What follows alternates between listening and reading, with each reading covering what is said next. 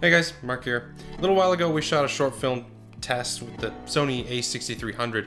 In this video we're going to be going over how we shot the film, so if you haven't seen it already, stop this video right now, click on the video link in the description or the link that'll pop up in the video here.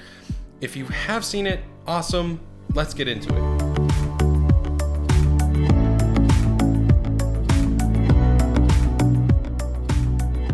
So the first thing I always like to start with after I have a script is a lighting diagram. But in order to come up with one, I have to know my location. So the first thing I did was took pictures of the entire place, top to bottom. I wanted to know where all the outlets were, all the walls, all the furniture, everything. After that, I took the photos home and I started doing up a lighting diagram. I use a program called Shot Designer to design all of my lighting diagrams, including the one you're seeing right now.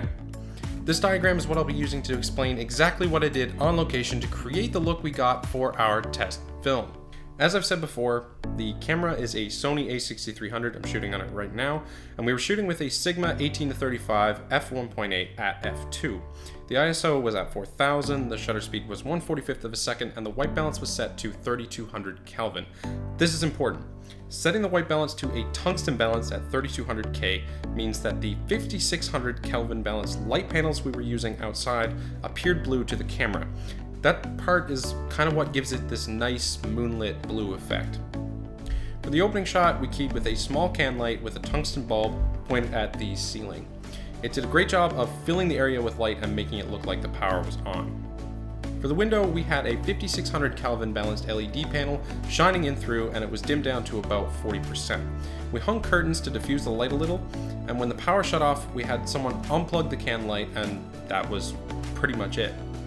The window light that acted as our moonlight then became the key light.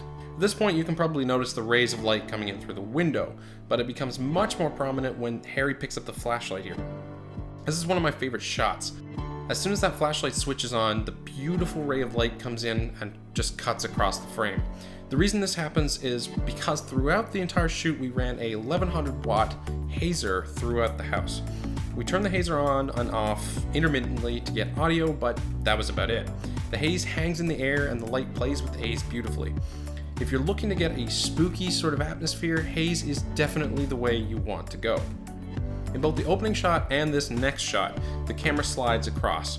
This was done by using a Cinevate Duzi 4 slider. It's a fantastic slider, has a flywheel on the bottom to take out those nasty hand jitters, and again the same lighting setup. The LED was still blasting in from the rear and the flashlight with the hazer took care of the rest.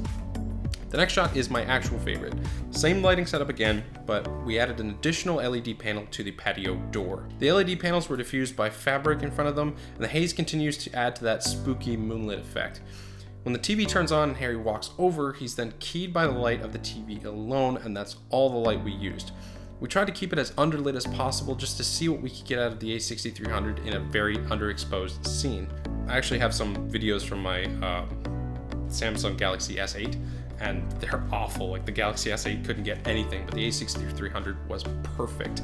But that's about it for this short cinematography breakdown and behind the scenes of the short film test we conducted with the Sony a6300.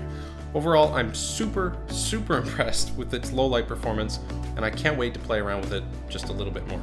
So if you like this video, please show your support by hitting that like button and subscribing, and if you didn't, let me know why in a comment below. I love hearing your feedback. Thanks for watching, and have a great day.